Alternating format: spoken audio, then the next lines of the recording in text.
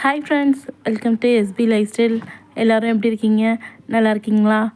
புது வருஷம் பிறக்க போது எல்லாருக்கும் புது வருஷம் நல்லபடியாக பிறக்க வாழ்த்துறேங்க. இன்றைக்கி என்ன விலாக்னு பார்த்தீங்கன்னா, ஊர்லேருந்து அம்மா வந்திருந்தாங்கங்க. வரும்போது சும்மா இருப்பாங்களா, நமக்கு என்னவோ தூத்துக்குடியிலே கருவாடே கிடைக்காத மாதிரி ஊர்லேருந்து கருவாடு கொண்டு வந்திருந்தாங்கங்க. சரி, அதுதான் கொண்டு வந்துட்டீங்க, நீங்களே செஞ்சு கொடுங்க அப்படின்னு சொன்னேன். இந்த கருவாடு தாங்க வாங்கிட்டு வந்திருந்தாங்க. இது பேர் என்னன்னு தெரில, பட் சூப்பராக இருந்துச்சு. இந்த கருவாடை வாங்கி பாருங்கள், க்ளீன் பண்ணிக்கிட்டு இருக்காங்க. கட் பண்ணணும் சரின்ட்டு அவங்க தான் கட் பண்ணிக்கிட்டு இருந்தாங்க. பாருங்கள், கட் பண்ணி தலையை நான் தூக்கி போட்டுட்டேன், வேண்டாம் அப்படின்னு சொல்லி காக்காவுக்கு வச்சுட்டோம். அதை இது கட் பண்ணிவிட்டு அதுக்குள்ளே இருக்க அந்த க்ளீன் பண்ணிவிட்டு அப்புறமேட்டு இதை என்ன பண்ணால் சுடுதண்ணியில் போட்டு மஞ்சத்தூள் போட்டு நல்லா கொஞ்சம் ஊற வச்சு அலசி எடுத்துருக்குங்க. அதுக்கப்புறமேட்டு பார்த்திங்கன்னா ஒரு சட்டியில் ஆயில் ஊற்றிருக்காங்க. அதில் சின்ன வெங்காயம் பச்சை மிளகா போட்டு நல்லா வதக்கி விட்டுருக்காங்க. இது அம்மா செஞ்சு கொடுத்தாங்க, ரொம்ப சூப்பராக இருந்துச்சு.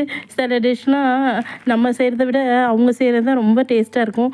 அது என்னமோ எப்பயுமே மறக்க முடியாதுங்கிற மாதிரி தான். ரொம்ப சூப்பராக செஞ்சுருந்தாங்க. கண்டிப்பாக நீங்களும் ட்ரை பண்ணி பாருங்கள். இதில் பார்த்திங்கன்னா சின்ன வெங்காயம் வதங்கினதுக்கப்புறமேட்டு 2 தக்காளி அரைச்சி ஊற்றிருந்தாங்க. எதுக்காக அரைச்சி ஊற்றிருந்தாங்கன்னா, இது கொஞ்சம் தொக்கு மாதிரி வரணும் அப்படிங்கிறதுக்கு, ரொம்ப ட்ரையாக இல்லாமல் கொஞ்சம் சாதத்தில் போட்டு பிசைஞ்சு சாப்பிட்றதுக்காக. இப்போ தக்காளியை நம்ம அரைச்சி ஊற்றினா அந்த மாதிரி வரும் அப்படிங்கிறதுக்காக அரைச்சி ஊற்றிருந்தாங்க.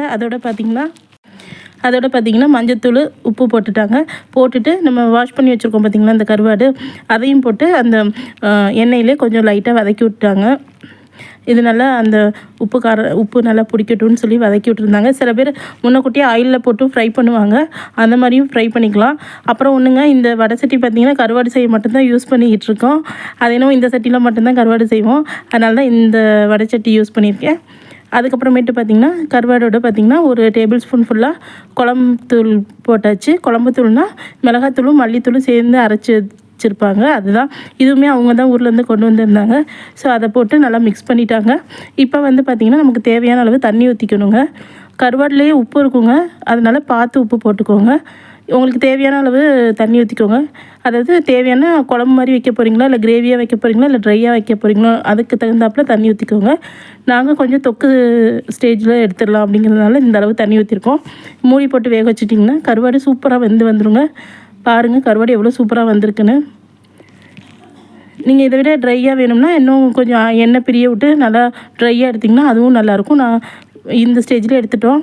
இதுக்கப்புறமேட்டு பார்த்திங்கன்னா சூடான சாதத்தில் போட்டு கருவாடு வச்சு சாப்பிட்டா ஐயோ சூப்பராக இருந்துச்சுங்க. அம்மா சமையல் தாங்க, செம்ம டேஸ்ட்டாக இருந்துச்சு. ரொம்ப நாள் கழித்து சாப்பிட்றேன், ரொம்ப நல்லா இருந்துச்சு. நீங்கள் இந்த மாதிரி உங்கள் வீட்டுக்கு நீங்கள் லீவுக்கு ஊருக்கு போயிருக்கீங்களா, இல்லை உங்கள் வீட்டுக்கு அம்மா வந்திருக்காங்களான்னு கமெண்ட் பண்ணுங்கள். இந்த வீடியோ கண்டிப்பாக உங்களுக்கு பிடிக்கும்னு நினைக்கிறேன். பிடிச்சா லைக் பண்ணி சப்ஸ்கிரைப் பண்ணுங்கள், மறக்காமல் கமெண்ட் பண்ணுங்கள். ஓகே ஃப்ரெண்ட்ஸ், வீட்டில் ட்ரை பண்ணி பாருங்கள். இந்த கருவாடு நேம் என்னன்னு தெரிஞ்சாலும் கமெண்ட் பண்ணுங்கள். ஓகே, பாய்.